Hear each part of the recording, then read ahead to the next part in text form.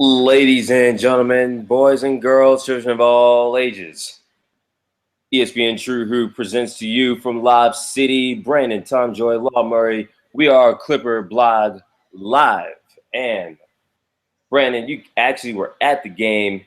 Obviously, I'm pretty sure this was the way of covering up the banners tonight, courtesy Andrew Hahn Yes. for our new overlay, or probably not our new overlay, just the overlay for the night. But Brandon, season opener at Staples Center. You gotta tell us how this thing went down with the stadium experience. So stadium experience was actually really nice. One thing that I didn't expect, and actually I talked to DJ Foster a bit on Twitter about this during the game, is the graphics that they put together with the new Clippers logo. I mean, it actually looked really, really good.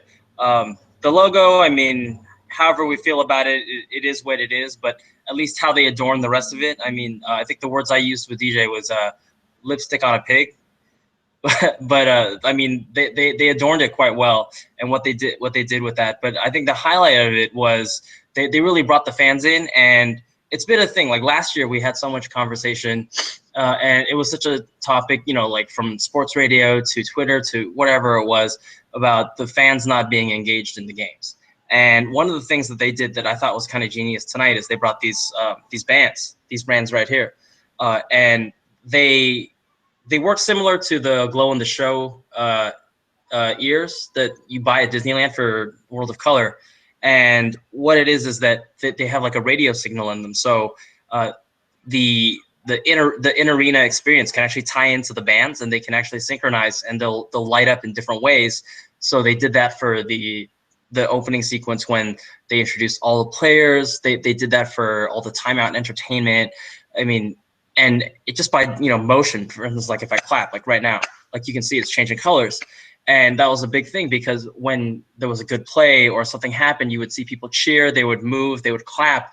And as you looked around the arena, you could just see this kind of like just shower of lights in the arena. And that was pretty awesome. And I'm sure the players as well, they could look up and they can see all of that and definitely tell that there's an engagement there without having the fans have to yell and scream and just kind of blow out their vocal cords, just trying to show that they're a presence in the arena.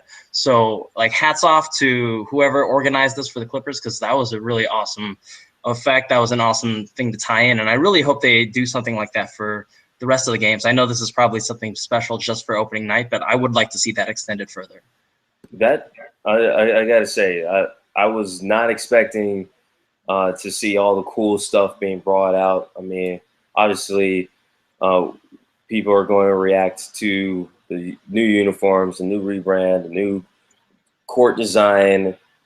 I was over this a month and a half ago, to be honest with you, but that's really it's really dope. I remember last year they did the thing where the lighting was different, and the presentation before the game started was really cool. So I've never been that offended by the look of the team. It looks cool. Just one more question about the wristband. Can you just like talk about what is on it? Is it just a logo or what? Yeah, it's pretty much just the logo here. I'll take it off. But if you look close to it, it has the logo, and then it says opening night and has the date. So that's it right there. And I mean, it looked really simple, unassuming, and it was just taped, like literally just taped on to every single seat in the arena. And then I looked at it and I was like, what's this? Pulled it off. I saw it was a wristband, and I knew that there was a battery in there because there was a little strap and the PA announcer was saying like, please remove a battery at this time. And, the strips of the battery would be active at this time. And as soon as he did that, I think like 5 minutes later, the game started, then you saw the lights tie in and everything. And yeah, it was just, yeah, they included it in the national anthem, player introductions. Like I said, every time out, it was fantastic. That is dope. So there was a basketball game. Yes. And there was a winner, there was a loser. Clippers wound up getting a 16-point victory here. We for purposes that hopefully the fans understand, we're gonna have to get to the game and the actual basketball part of things a little bit later. Okay. Obviously, the lead on this one is DeAndre Jordan. This is the team that he verbally agreed to sign with. Verbally. Yes. Now that's a contract. A lot of people Mm-hmm. don't understand this, but you give your word, and technically that's a contract. But in the time that initial verbal agreement was made, and the time when ink was allowed to dry, DeAndre became, rejoined the Clippers. Yes. So for that, DJ had himself an impactful first quarter, 3 blocked shots, 6 rebounds. Obviously, a lot of missed free throws tonight. Didn't score all that much. Didn't take a lot of shots. Again, this is a player who, if he was going to go to Dallas, he was going to get like 15 shots a game. He took 2 shots. But what were your impressions of what was, at least in the first half, an eventful night for DeAndre Jordan? The first half, and actually going even into Sacramento's game yesterday, one of the things that I really noticed is it seems like for Blake and for Chris, it's not for a lack of trying to find a DJ, but you can tell that as soon as as soon as DJ rolls to the basket, it's almost like all the defenders just are on high alert and they've got their hands up and they are trying to defend the lob. I mean, it's been 2 games now and we've seen 1 lob to DJ the entire 2 games, when usually we see several of them over the course of 2 games.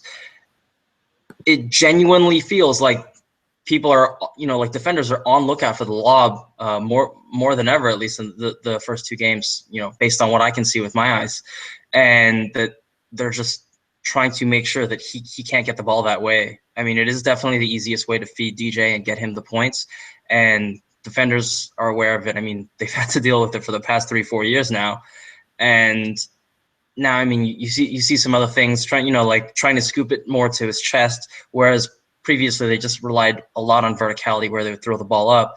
And a lot of times now you see, he's throwing to his chest. He's trying to play back to the basket a little bit. And I mean, there's an effort, but also you could kind of tell with tonight's game, getting back to that it felt like Dallas was trying to deny DJ, and they were saying like, no, we're not going to let you get easy baskets. Now, what was it like in the building when bows are being thrown? I mean, we see the swim move. We see DeAndre take out Dirk, get himself really what turned out to be his last bucket of the game. Yeah.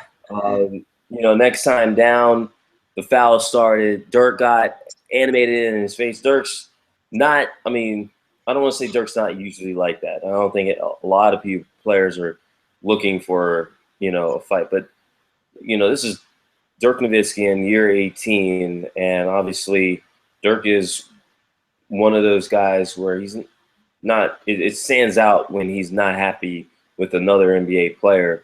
Yeah. What was it like in the building when those technical fouls were doled out in the second quarter?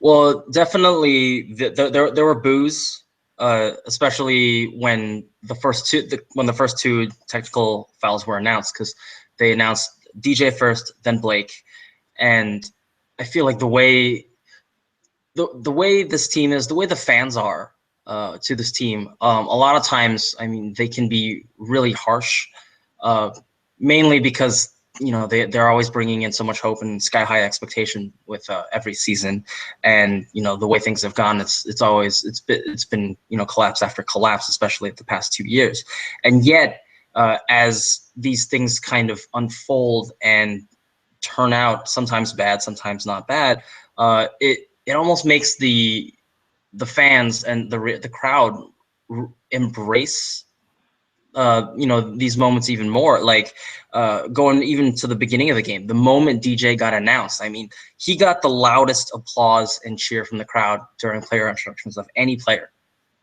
of the game. And so it was almost like, the crowd was saying like, he's back, you can't have him, he's ours now, and we want you to remember that. And with every single moment, there was, where DJ was involved, it just continued on that. So when the technical fouls, when people had to be split up, I mean, you could tell there was this defensive vibe from the way the crowd sounded when it came to DJ and when it came to those plays. Now, I don't know how close you're sitting to Mark Cuban tonight. No. But Mark had some interesting things to say. We'll probably get that in some part of Last Call tonight, which Brandon is compiling, and it's not all safe for our digital consumption, but it's the internet. You guys can find all of it for yourselves. The long and the short of it is Mark Cuban's dismissing everything about the Clippers. He's not. I mean, he can't worry about it. What else is he going to say, basically?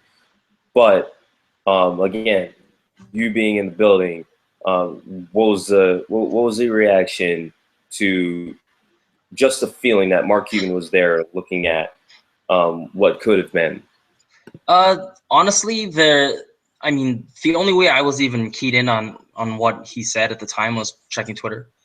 I think a lot of the arena wasn't that aware of it. The ones that were, maybe they weren't saying anything, but the arena was definitely aware of it because they brought the Kiss Cam out, and the last shot they had of Kiss Cam is they did a split screen with Steve Ballmer and Mark Cuban, and like telling them to like, hey, kiss and make up. And initially, like, the cameras on him, they're kind of surprised, but Ballmer, he's definitely ready to play along, and he's like blowing kisses, into the camera, and he's like reaching up, and he's having fun with it. And Cuban, he's kind of like, he smiles at first, like he's trying to look like he's not making a scene, and reluctantly he kind of blows a kiss back to Ballmer at the end. But you can tell like he was a little uncomfortable, kind of being put on blast like that. Yeah, I mean, I can't speak on the Kiss Cam stuff, and I've been throwing out the sour grapes emoji pretty much ever since it went down. It's interesting to note both teams were fined for different reasons related to DeAndre Jordan. Obviously, I think the Mavs got something along the lines of a tampering fine. The Clippers got something along the lines of a stupid negotiation fine. Before DeAndre, on the eve of the 4th of July weekend, said he was going to actually join the Mavericks. This whole thing, again, TNT put the graphic up, and it amounted to a player who more or less is playing the same role as he was before he became a free agent. And it's just going to be interesting to see how this works out over the course of the series between these two teams. Yeah, and really, I mean, one of the things, I mean, this is just one game right now. I mean, we've got more games to go between the Mavericks and overall. I mean, we're still talking about game 2 of 82. So, I mean, Inside can talk about a lot of what they see from today's game. I know they put up a graphic about with DJ holding a wad of cash and saying that this buys you 6 points. I mean, I think that's a bit mean on DJ, but a lot of Inside can be that way, sometimes to hilarious results, and really, I mean, I just think we need more time to really see what's going on. And on top of that, I mean, if he's playing the same role that he has the past few years, especially since Doc's come along, I don't really see what's bad about that, because he's, even with the lack of points he scores, like I said, like that fear of him cutting to the basket and having that vertical space, that frees up so much space for everyone else. And that's why Blake is able to, shoot from mid-range so effortlessly, because nobody's guarding him. Nobody's getting close, because as soon as they cut closer to Blake, they're giving up 2 points on a lob. We got to talk about Blake. Again, DJ didn't have the greatest statistical night. And again, we're talking about a guy who, I mean, we're not expecting a whole bunch of points, and he still got 15 rebounds, 4 blocks overall. It Yeah, wasn't a bad night for DJ by any not at stretch. all. Blake, though, he's coming through at 26 and 10 and 3/4. Yeah. I mean, this following the outburst he had in the first 3/4 last night. I mean, last night I was like, oh shoot, Blake didn't come through in the fourth quarter. Tonight he didn't come through in the fourth quarter because he was sitting on the bench the whole time. It was it looks like that postseason play is carrying over to the start of this regular season. How exactly was Blake able to be as proficient on the second night of back-to-back here? I think one of the things is that there was a lot of defensive breakdowns from Dallas, and a lot of just worry of where other players are going to be, because with Blake's ability to pass, always have to worry that you guard him, you're going to leave JJ Redick open, or you're going to leave Chris open, you're going to leave somebody open, and so as hard it is to, I mean, just his game in general is so versatile, and he can do so much that I feel that he's just, I mean, I wrote this in last call last night as I called him a modern day Ares because he has so many weapons. Like he is the God of War from an NBA standpoint. I mean, with how many ways he can really attack, and there's just I think there's a court awareness to him, and he's so underrated. His basketball IQ is so underrated, and I still feel it's underrated, even with people moving past the all he can do is dunk phase of Blake. I don't think he gets enough credit for how smart he is as a player. I'll tell And you a what. lot of that is just reading where the ball needs to be, and also just how he judges how much space he has to navigate for what might be a basket or anything, and just really the evolution of his game where he's facing the basket. I mean, anytime I see him facing the basket, I feel really great with the ball in his hands. The only time I really if I'm to nitpick about Blake's game is when he turns his back to the basket, it slows his game down, and I feel that his game just isn't as efficient in that way. But I mean, and maybe that explains some of the the fourth quarter in Sacramento too, because I felt like he was posting up a little bit more than he was in the first 3 quarters, and today, I mean, he was doing very little of that. He was just getting, I mean, I feel like he's just been, I mean, forget just taking turns at the at the buffet. I mean, he's just at the buffet station and he's eating. I'll tell you what, we're talking about a guy who he averaged 25.5 points per game and 10 rebounds a game in the playoffs. Yeah. Tonight, 26 points, 10 rebounds, less than 27 minutes. Yes. And what I noticed tonight was I mean, not that he wasn't doing this last year. He's getting rebounds and he's gone. He's gone. He's the point guard. Chris he is letting Blake run the show even more. And you know what? It hasn't been perfect. This was another night where Blake had more turnovers than assists. You're not going to see that every night. We're talking about arguably the best passing power forward in the league.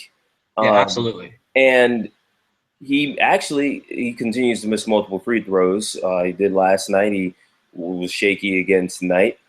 But even then, it looked easy. It looked like he was Karl Malone with handle and crazy hops. And it's like the matchups have been easy, but at the same time, this is the NBA. You can only play who's in front of you. And what the guys that he's in front of, he's taking care of business. These games last night should have been a blowout. Tonight was a blowout. And we're at the point where, shoot, we might get a 50-point game out of Blake Griffin before Christmas. It's really looking like that.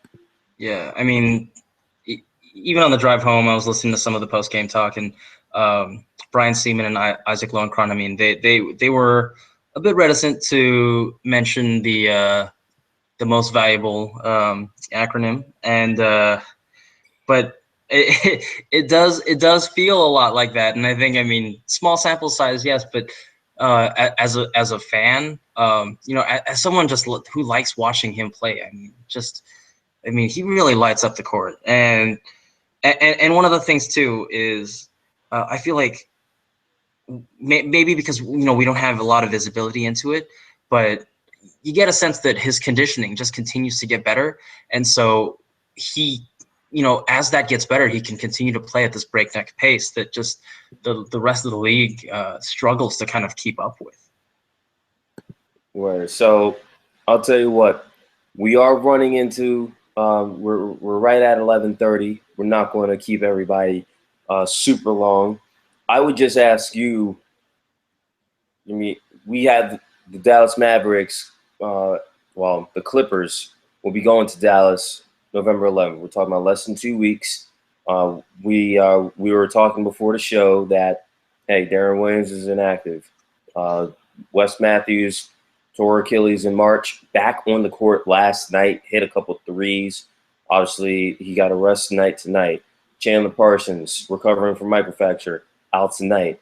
Hell, even JaVale McGee, Pierre himself, on the bench in street clothes, hasn't he was out tonight. I'm not saying he's going to come back and start, but he's a candidate to start.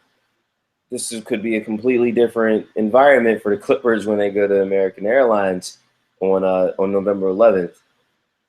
Is there something to talk about, whether it's the bench, whether it's the fact that we're still talking about a little bit of revenge, a little bit of kind of showing up a player that the Clippers should be aware of when they get back there in 13 days? It's definitely going to be a very hostile environment, just the way things are going down, and I think having that time, especially with Twitter and with how even like the Jordan family, they dealt with it a bit on Twitter, and there was some back and forth and banter between the Jordan family and with Dallas fans too, and that just all helped to kind of exacerbate and kind of build up this tension, and it was, it's oil on the fire, and when you go into that game, there's going to be a lot of booze and animosity, and it'll really build up. And hey, Dirk, like you mentioned earlier, Dirk is just like he's a saint to the Mavericks franchise, and that whole interplay that happened in this game, that's going to get carried over, and those tempers, they're all going to carry over into this next game. So that's going to be a big deal. On top of that, and I try not to put a lot into player versus player win-loss stats because there's just so much, variance and just things that kind of go into a game that's just beyond, a player versus another player. But for whatever reason, Darren Williams has historically played really well against Chris Paul, and he's won a lot of the contests between the two of them. So if he's back, that's something to at least keep an eye on. Where the thing that I'm going to be looking for as far as that November 11th date is how well these guys are feeling. I'm talking about the Dallas Mavericks specifically. How well are they going to be? This is going to be a challenging season for them. It was good to see them compete last night. It was good to see how well they shot. They came out tonight, and they obviously looked like a team that was never going to be able to handle it. This was one of those games where you hear coaches in the NBA talk about schedule losses. This was a schedule loss. They probably saw this and was like, screw it, we have no shot. The Mavericks shot 20% from three tonight. They shot 26% from the field in the first quarter.